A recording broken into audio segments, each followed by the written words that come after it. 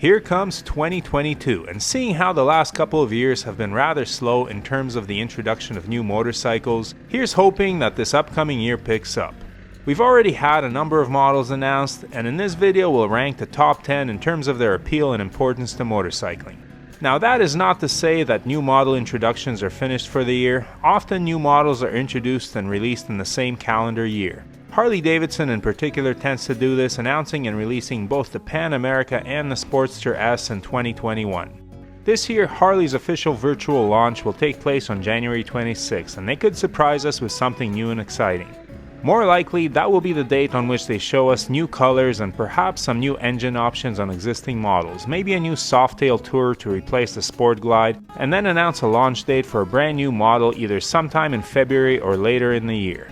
My guess is that they'll introduce the entry-level Sportster model that they teased in their Sportster S launch with a smaller version of the Revolution Max engine, probably a 975. But that bike has yet to be announced, so let's look at the most exciting bikes we know are coming in 2022, and as always, consider liking the video and subscribing if you're enjoying the content.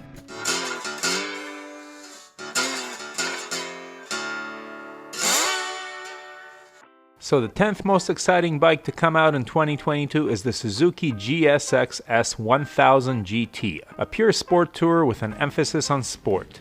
I like this bike for many reasons, but the biggest one is that it keeps alive a class of motorcycles that is in danger of disappearing. Really, the only wide-ranging competition for this bike is the Kawasaki Ninja 1000 SX, which I tested earlier this year. And let me tell you, these comfortable superbikes with bags are worth keeping around. They're way lighter and more nimble than the bigger sport touring bikes, and you can ride them way more aggressively. For solo touring, I'd pick one of these over an R1250 RT any day. They're much more dynamic. In 9th spot, we have a pair of related bikes, the BMW R18 B for bagger, as well as the Continental, a full dresser. I never was crazy about the original R18 as a cruiser because of its massive size. In a bagger and dresser, this bike makes more sense since these motorcycles all tend toward the huge. Baggers especially are super profitable for Harley and Indian, and BMW is trying to get in on the action. Is this bike gonna make Harley sweat? I very much doubt it. Its biggest problem is those enormous cylinders sticking out the sides which limit legroom for taller riders. BMW's solution of offering shields to rest your legs on verges on the ridiculous, so for this reason alone, as nice as the bike is, I don't see it making much of a dent. Still, the margin on bikes like this must be pretty high, so maybe the profit of selling even a few will be worth it. Hopefully BMW doesn't have another R1200C on its hands.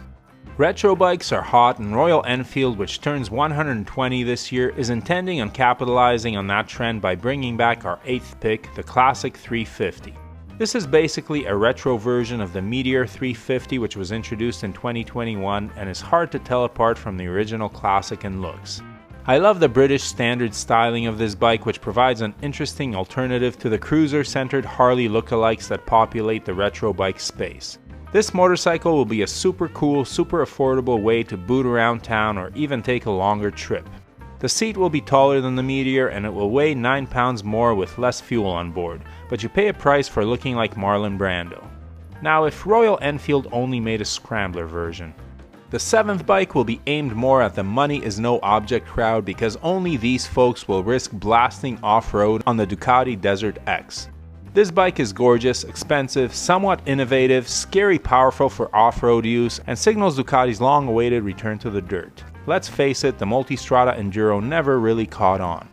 While I often tout the simpler is better philosophy, I'm also glad to see the other side of the coin with manufacturers pushing the boundaries of technology and sophistication. And that is also true for the 6th bike on this list, the Husqvarna Norden 901. Husky is no stranger to off-roading, but this is their first big bike and was well received when it was unveiled.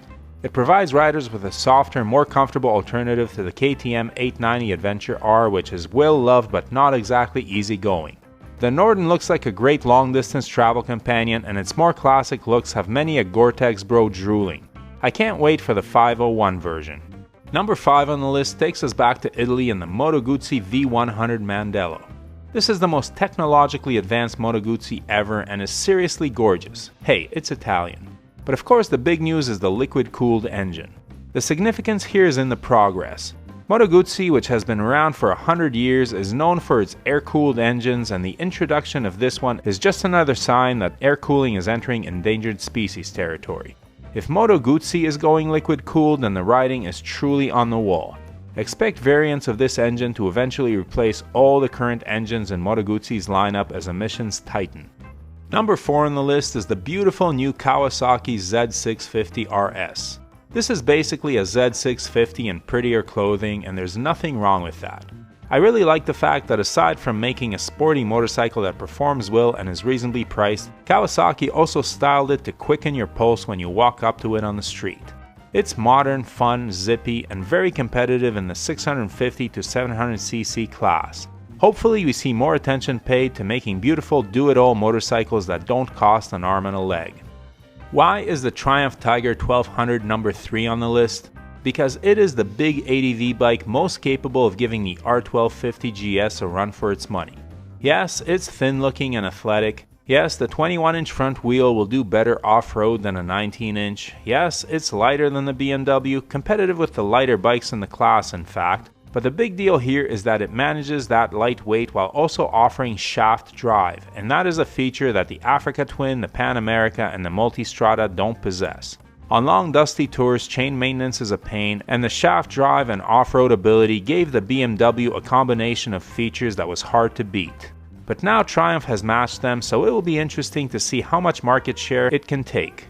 I for one would have to think long and hard about which bike I'd pick, especially seeing as I live close to a Triumph dealer. Number 2 is the new Honda Navi, a bike that I tested recently in California. Check out that video in the top right corner. Is it fast, fancy, technologically advanced? No, no, and no. It's got a scooter powertrain, auto-trans, and Grom-style looks. But its most defining feature is the MSRP, an unbelievable $1,807 US. I've owned many bicycles that cost more than that, some way more. Why is it so significant?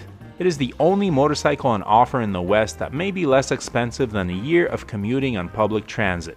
And even if it isn't, in the second year it should catch up because you only have to buy it once, and being a Honda, it will last a while.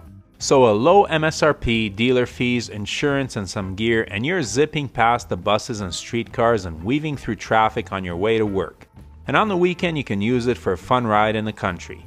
This bike takes motorcycles in developed Western countries out of the realm of toys.